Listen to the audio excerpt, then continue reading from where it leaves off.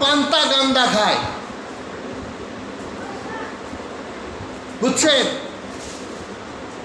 পহেলা বৈশাখ উপলক্ষে যদি হাদিস শরীফ রয়েছে, কিতাবে আসছে, যদি কোনো ব্যক্তি আশুরা মিনাল মুহররমকে টেক্কা মেরে যে অবজ্ঞা করে এই পহেলা বৈশাখকে যদি কেউ প্রাধান্য দেয়, সে কতটুক পরিমাণ জিনিস দিয়ে প্রাধান্য দিল? ধরেন সামান্য একটা ডিম পরিমাণ, একটা ডিমের দাম তো আর খুব বেশি না, আগে তো খুব আগে কম আসছিল, এখন না অনেক 10, 12, 15 টাকা দাম হয়েছে, কিন্তু আগে কিন্তু আরও দাম কম আসছিল।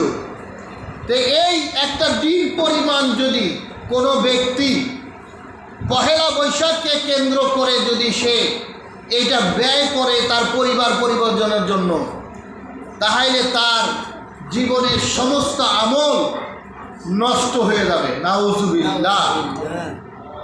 তাহলে চিন্তা করেন, মুসলমান যেটা পালন করা দরকার সেটা পালন না করে তাকে বিপরীত দিকে নিয়ে যাওয়া হচ্ছে, যাতে তার ঈমান নষ্ট হয়ে যায়, তার আমল আকীদাগুলি নষ্ট হয়ে যায়, নাউজুবিল্লাহ।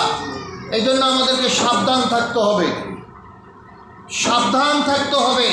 মুসলমান পালন করবে আশুরা মিনাল মুহররম, মুসলমান পালন করবে তার নবীর জন্মদিন 12ই রবিউল আউয়াল শরীফ।